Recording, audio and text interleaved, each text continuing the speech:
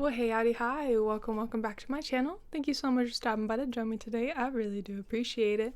My name is Ellie and I'm a witch, and this over here is my teaching assistant Andy, and today is Monday, and on my channel that means it is Misheard History. Today's Misheard History topic is going to be the Hippo Bill. If you are not interested in history, however, I do have other series on my channel. On Sundays, I talk about creatures. I explain a little bit better in yesterday's video about what I'm going to be doing with that series.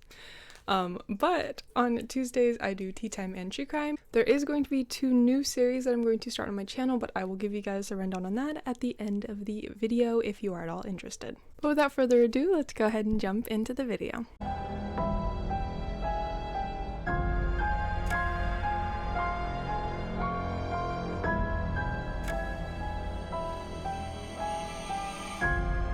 So to start this strange story, we actually first have to look at a plant called the water hyacinth. Now these plants sport a lovely purple colored flower and glossy green leaves. Now these hail from the Amazon, and they made their American debut in 1884 in New Orleans. Intended to be the start of ornamental gardening, these were handed out left, right, and center, becoming popular very quickly in Louisiana. Now these plants were not innocent though, and they spread like a virus.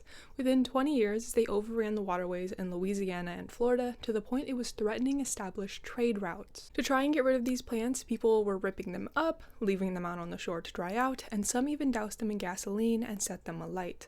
The water hyacinth not only survived all of that, but somehow thrived. So what was the solution? Well, I'll answer that, but I have to establish another crisis happening in America. The meat crisis. Inexpensive meat became scarce in the early 20th century. There is not singular cause, but depending on who you ask, they knew who was to blame. Meat packers were blaming cattle shortages and grain prices, butchers were blaming meat packers, and everybody much else was blaming the beef trust. The beef trust was just a nickname used to describe the nation's largest meatpacking companies. Regardless of who was to blame, there was a meat shortage in America, and people were unhappy. So what was the solution? According to Louisiana Representative Robert F. Broussard in 1910, the answer was the hippopotamus. A bill was drafted that would have hippos imported to the U.S. and housed on government land. The idea was that the hippos, called herbivores in all arguments from supporters of the bill, would eat the invasive water hyacinth and could be raised for meat the same as a cow. Perfect, right? What they didn't know, or just chose to pretend wasn't the reality, hippos are not in fact herbivores, they are omnivores. They are also the most dangerous land mammal in the world. Due to this fact, their pure size, for those who don't know, females get up to 3,300 pounds and males can weigh up to 9,900 pounds, so nearly 5 tons. They are aggressive and we can't domesticate them. There would have been no way to keep them contained. They are also known to be difficult to kill. You can't get too close because they're dangerous, but they spend a good portion of their day submerged. Now, according to the people of Tanzania, they use spears to hunt them, but this process takes hours at times. A high caliber round or a rifle would do the job if you can aim it right. But the problem is that when they would have been introduced in 1910, they wouldn't have had the right tools or knowledge to kill them effectively.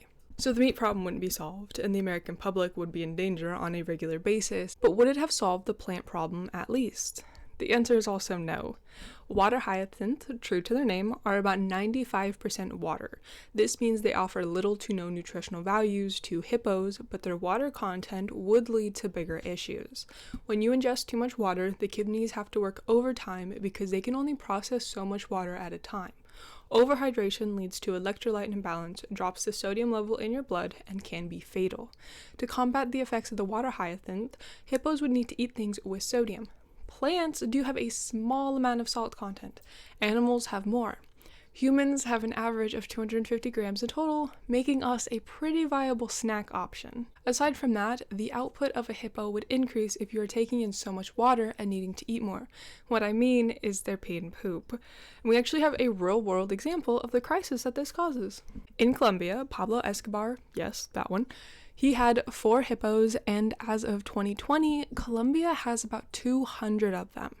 Not only do hippos outcompete a lot of native species, at last check they have displaced the West Indian manatee, neotropical otter, spectacled caiman, and turtles. Their poop also greatly increases the nutrient content in the waters they live in. And this may sound good, but it actually causes deadly algae blooms and kills off aquatic life in great numbers. Going back to the hippo bill, though, researcher William Newton Irwin said that introducing hippo meat, also called lake cow bacon, could easily add 1 million tons of meat per year to the supply chain. To be fair, he was not arguing just for hippos, but rather several different exotic to the US animals, like rhinos, Manchurian pigs, dik-tiks, and other antelope species, and Cape buffalo.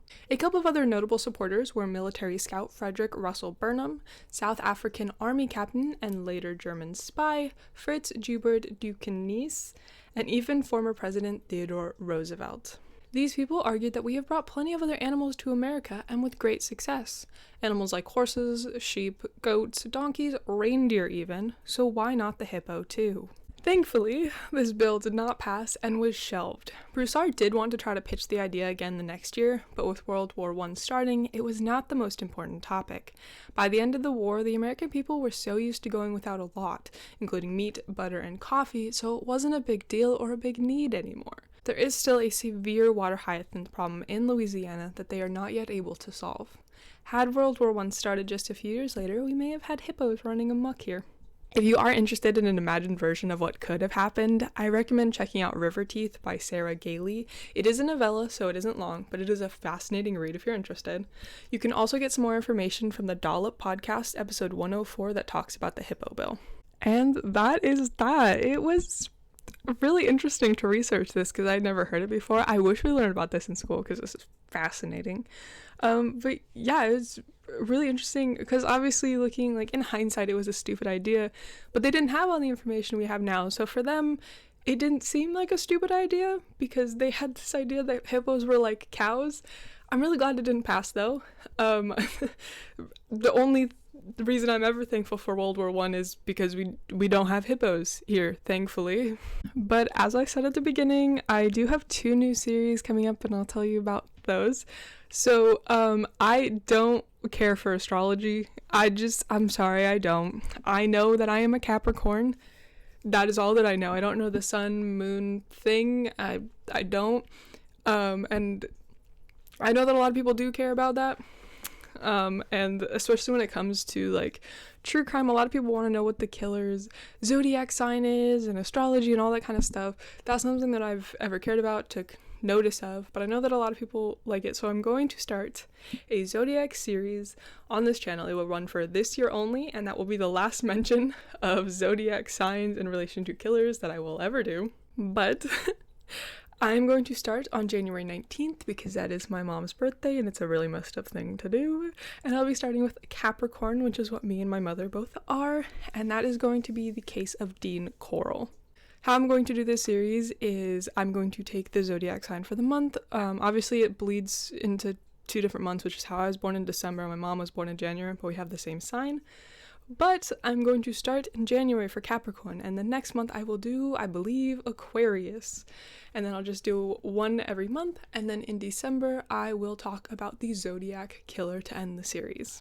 That is not the only new series that I will be having. I don't have a name for this series at all yet, and I don't know how consistent I'm going to be because it is a lot of work, but I'm going to be reviewing books, primarily books that I don't like this one, but yeah, I'm just gonna be reviewing books because I am very bad about reading a book and then I will tell my family the entire book so they don't have to read it, they know exactly what happens. It's very kind of me to do, I know, but I understand that can be kind of annoying. So I like listening to reviews here on YouTube about different books that I have never read and probably will never read. And so I figured that I love reading. It's one of my favorite hobbies, one of my favorite pastimes ever. And I've read quite a few bad books, quite a few books that I love. So why not talk about them with people who actually want to listen to me ramble? So for this, I'm going to be starting with The Wife Between Us. As I said, I do not like this book, so if you want to hear me complain, this is a review for you. I don't know when it's going to be out. The script is currently 24 pages. I'm going to start recording tomorrow as of the day that I am recording this, which is a Thursday. But I'm going to start recording that tomorrow. I'm guesstimating it'll be about an hour to 2 hours long. Not super sure. It's a lot of work that's going to go in it. I'm hoping by the end of this month I will have that ready and uploaded, but I make no promises because it is a long script. It's going to be a long editing process, but yeah. And then I will take suggestions for books that I should read and do in the future, but I do have a few lined up, ones that I hate worse than this, surprisingly, so really check those out. It's not just going to be hate though. I will do a few books that I genuinely enjoy. I might even review my favorite books, maybe if I can stand to critique them. But yeah, that was a lot of rambling, so I hope you guys have a great rest of your day, and I will see you tomorrow. Bye!